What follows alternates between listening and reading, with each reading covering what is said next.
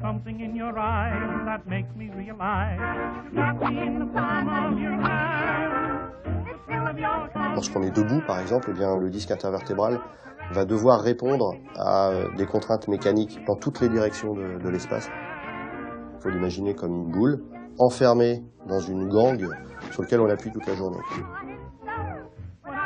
Dès l'âge de 20 ans, on observe une dégénérescence discale qui malheureusement est inéluctable, liée à l'âge, sans qu'on puisse y faire malheureusement grand-chose.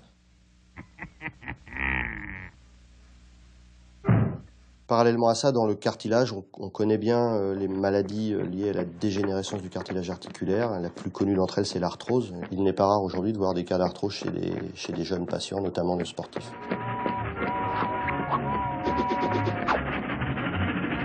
Eh bien, nous, on n'est pas capable de reproduire en fait un tissu synthétique qui aurait les propriétés d'un disque intervertébral ou d'un cartilage en fait. On sait aujourd'hui que la dégénérescence discale, ça correspond à la mort lente des cellules du disque intervertébral. Contrairement à l'os, le cartilage et le disque intervertébral, c'est des tissus qui ne se réparent pas tout seuls. Ça explique d'autant le besoin d'avoir recours à des technologies biomatériaux, cellules pour les réparer lorsqu'il y a besoin.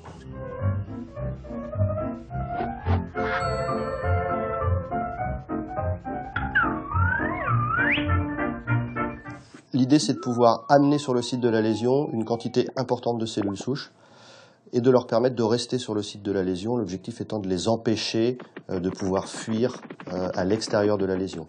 Donc pour ce faire, on développe au laboratoire des biomatériaux qui vont pouvoir servir de transporteurs pour ces cellules et qui vont ensuite permettre d'assurer leur maintien sur le site de la lésion.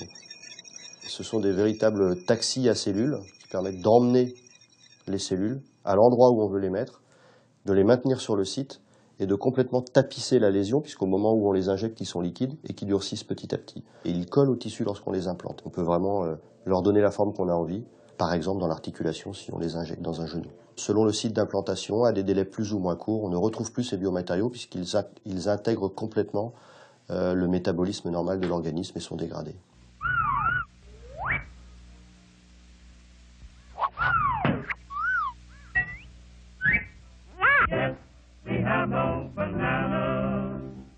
Ces pathologies qui affectent énormément de monde coûtent extrêmement cher à la société, quoi. Donc il y a un intérêt médical et puis il y a aussi un intérêt plus sociétal, quoi. Isoler des cellules souches, les mettre en culture, les mélanger à un biomatériau, les réimplanter. Donc ça va être des interventions chirurgicales qui vont coûter très cher. Je suis pas sûr que la société soit prête aujourd'hui, dans le système de santé tel qu'il existe, à affronter l'augmentation du coût que ça va demander. Je sais pas.